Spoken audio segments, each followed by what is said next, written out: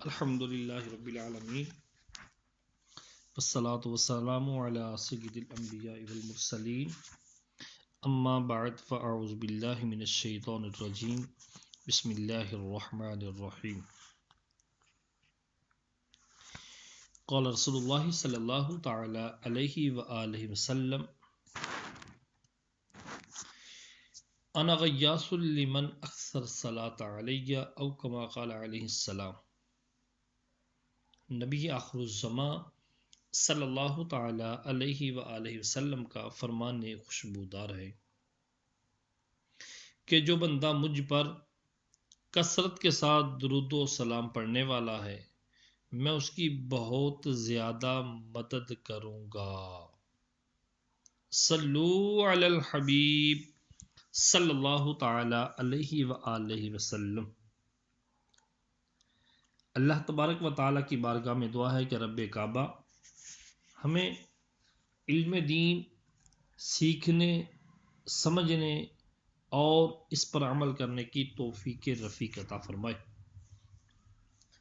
آج ہم علم دین کے بارے میں کچھ حدیث مبارکہ سنتے ہیں کہ اللہ تبارک و تعالی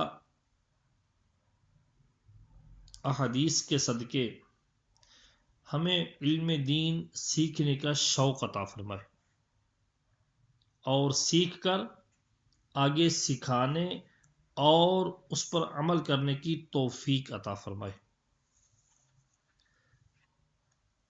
آج 19 جنوری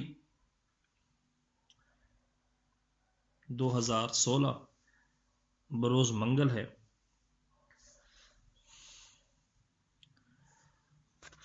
آئیے آج کا سبق علم و حکمت کے مدنی پھول سنتے ہیں۔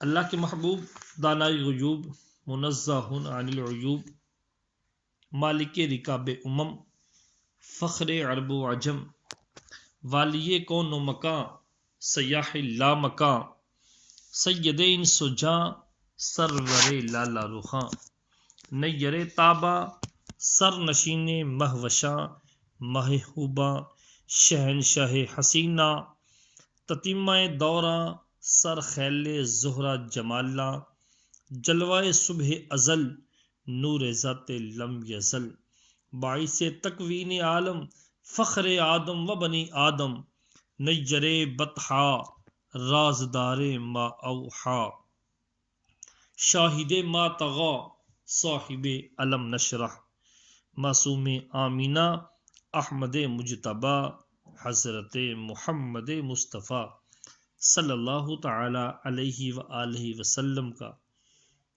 فرمان ذی شان ہے۔ ارشاد فرمایا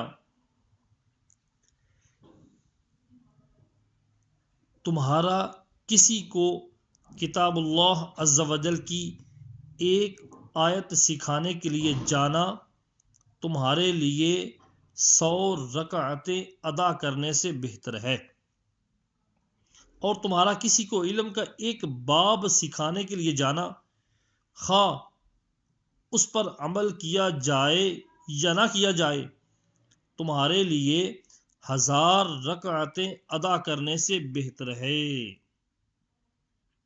سبحان اللہ۔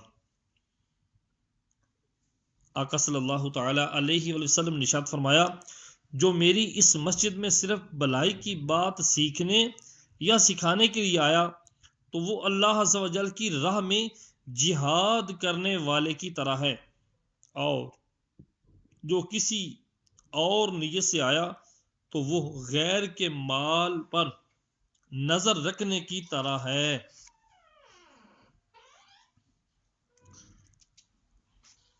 حضرت سیدنا قبیصہ بن مخارق رضی اللہ تعالیٰ عنہ فرماتے ہیں کہ میں نور کے پیکر تمام نبیوں کے سرور دو جہاں کے تاجور سلطان بحر و بر صلی اللہ تعالی علیہ وآلہ وسلم کی بارگاہ انور میں حاضر ہوا تو آپ صلی اللہ تعالی علیہ وآلہ وسلم نے مجھ سے فرمایا کہ اے قبیصہ کیسے آئے؟ میں نے عرض کی میری عمر زیادہ ہو گئی اور ہڈیاں نرم پڑ گئی ہیں، میں آپ صلی اللہ تعالی علیہ وآلہ وسلم کی خدمت میں اس لیے حاضر ہوا ہوں کہ آپ صلی اللہ علیہ وآلہ وسلم مجھے کوئی ایسی چیز سکھائیں جو میرے لیے مفید ہو۔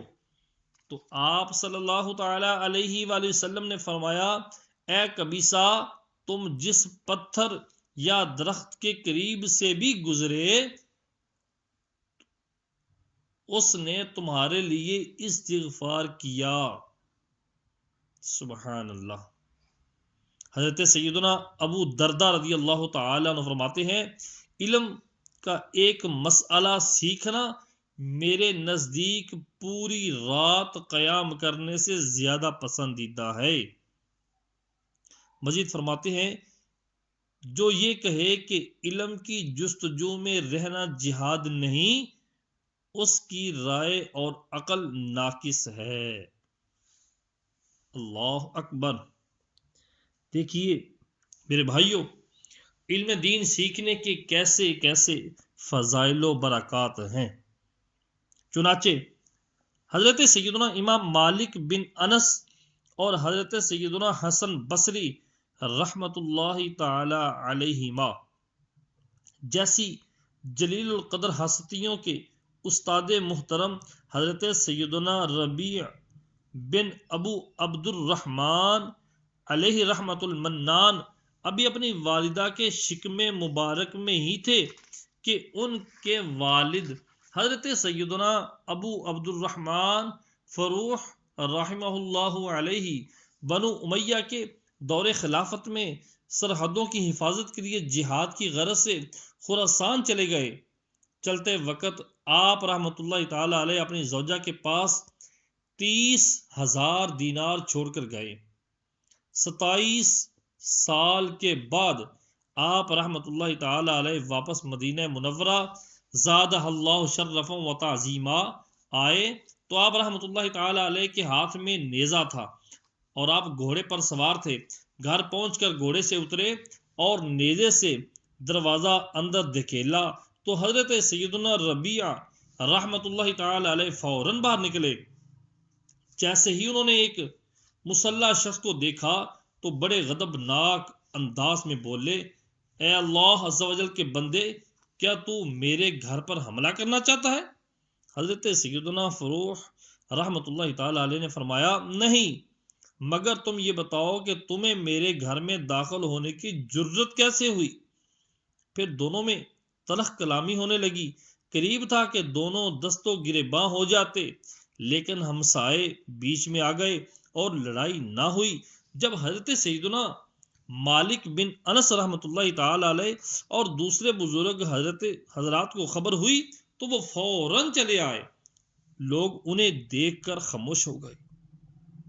حضرت سیدنا ربیع رحمۃ اللہ تعالی علیہ نے اس شخص سے کہا خدا اللہ عز و جل کی قسم، میں اس وقت تک تمہیں نہ چھوڑوں گا جب تک تمہیں سلطان یعنی بادشاہ اسلام کے پاس نہ لے جاؤں۔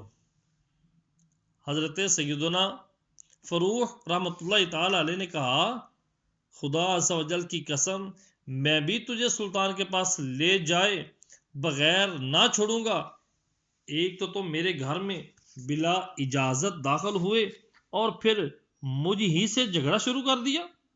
حضرت سیدنا مالک بن انس رحمۃ اللہ تعالی علیہ حضرت سیدنا ابو عبد الرحمن فروح کو نہایت نرمی سے سمجھانے لگے کہ بڑے میاں، اگر آپ کو ٹھہرنا ہی مقصود ہے تو کسی اور مکان میں ٹھہر جائیے۔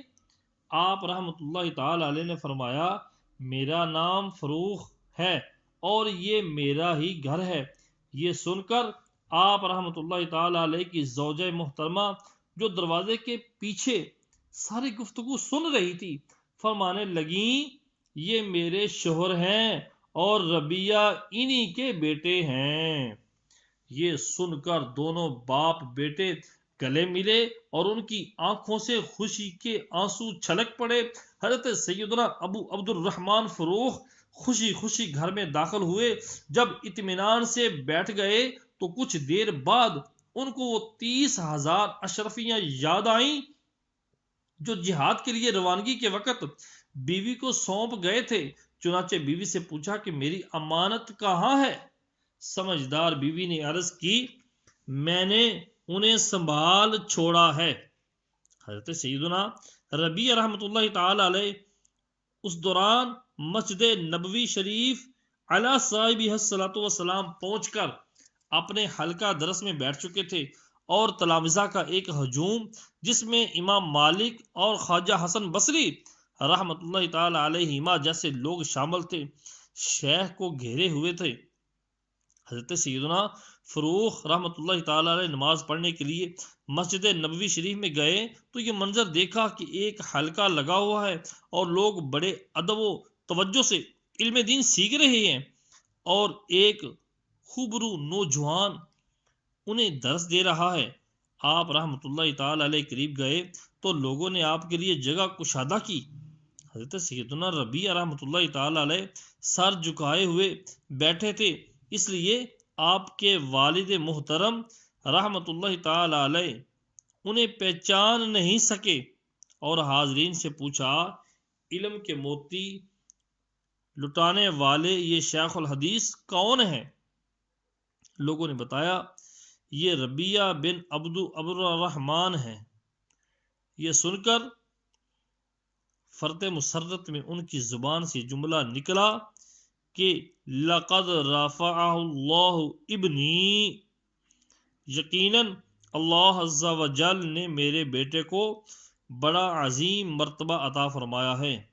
پھر خوشی خوشی زوجہ کے پاس آئے اور فرمایا میں نے تمہارے لخت جگر کو آج ایسے عظیم مرتبے پر فائز دیکھا، اس سے پہلے میں نے کسی علم والے کو ایسے مرتبے پر نہیں دیکھا۔ زوجہ محترمہ نے پوچھا آپ کو اپنے 30,000 دینار چاہیے یا اپنے بیٹے کی یہ عظمت و رفعت؟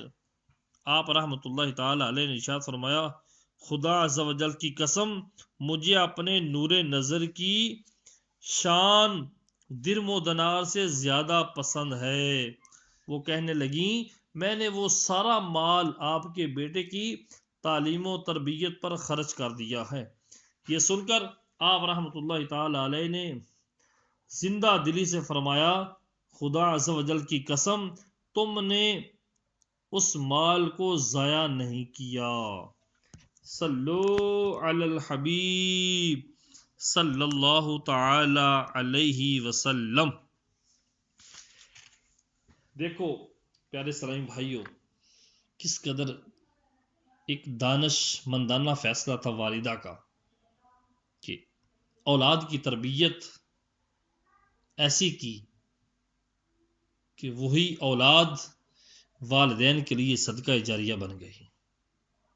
تو آئیے میں بھی آپ کو یہ دعوت دیتا ہوں کہ اپنی اولاد کو دنیا سکھائیں لیکن دین ضرور سکھائیں۔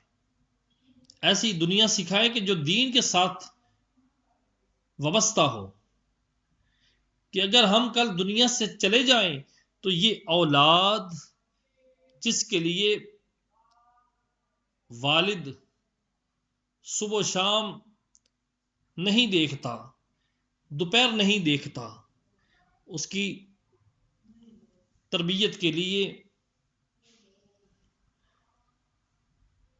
اپنی جان جوکھوں میں ڈال کر اس کے لیے پرورش کا سما کرتا ہے، اس کی والدہ گھروں میں جا جا کر اگر برتن بھی مانجھنے پڑیں، گھریلو کام کرنے پڑیں اپنی اولاد کے لیے تو وہ بھی کرتی ہیں۔ لیکن یہی اولاد کل بڑی ہو جائے اور بڑے ہو کر اگر والدین کے لیے اتنا بھی نہ کر سکے کہ والد کا جنازہ سامنے پڑا ہے اور بیٹا جنازے کے اندر کھڑا بھی ہو گیا لیکن بیٹے کو جنازہ پڑھنا نہیں آتا، وہ باپ جس نے صبح و شام نہ دیکھی، وہ والدہ جس نے راتوں کی نیندیں قربان کی اپنی اولاد کے لیے، آج اولاد باپ کے جنازے کو سامنے رکھ کے کھڑا ہے، دا لگا رہا ہے، دھوکہ دے رہا ہے، اپنے والدین کو دھوکہ دے رہا ہے۔ تو آئیے میرے بھائیوں، اپنی اولاد کی تربیت قرآن و سنت کے مطابق کریں کہ کل دنیا سے جب ہم جائیں تو ہماری اولاد ہمارے پیچھے ہاتھ بلند کرنے والی ہو اور یہ کہنے والی ہو ربنا اغفر لنا ولاخواننا الذین سبقونا بالایمان رب اجعلنی مقیم الصلاۃ ومن ذریتی ربنا وتقبل دعاء ربنا اغفر لی ولوالدی وللمؤمنین یوم یقوم الحساب۔ ہماری اولاد کہنے والی ہو اللہم رب اغفر لی ولوالدینا ولأستاذینا ولمشائخنا وللمؤمنین والمؤمنات۔ ہم اولاد کی ایسی تربیت کریں، اپنی اولاد کو علم دین سکھائیں، آقا علیہ السلام کی سنت سکھائیں، کیونکہ آج اگر ہم نے اپنی اولاد کو دین سکھایا، اس کو دین پلایا، اس کو پتہ چلے گا میرے والدین کی عظمت کیا ہے، میری والدہ کی عظمت کیا ہے، میرے باپ کی شان کیا ہے۔ حضرت سیدتنا ام ربیہ رحمۃ اللہ تعالی علیہ کے علمی ذوق سے وہ اسلامی بہنیں سبق سیکھیں جو اپنے بچوں کی دنیاوی تعلیم پر توجہ تو خوب کرتی ہیں، ان کی عدم دلچسپی پر اپنا دل جلاتی ہیں مگر دینی تعلیم و تربیت کی طرف کوئی توجہ نہیں دیتی۔ پھر جب پینٹ کوٹ میں کسا کسایا بیٹا یا فیشن زدہ بیٹی ماں سے زبان درازی کرتی ہے تو سر پر ہاتھ رکھ کر روتی ہے کہ میری ہی اولاد میرے قابو میں نہیں۔ ایسی مائیں ٹھنڈے دل سے غور کریں کہ ان کو اس حال تک پہنچانے میں ان کا اپنا کردار کتنا ہے۔ اگر اولاد کی سنت کے مطابق تربیت کی ہوتی تو شاید آج یہ دن نہ دیکھنے پڑتے۔ دیکھے ہیں یہ دن اپنی ہی غفلت کی بدولت، سچ ہے کہ برے کام کا انجام برا ہے۔ صلو علی الحبیب صلی اللہ تعالی علیہ وآلہ وسلم، صلی اللہ علی محمد۔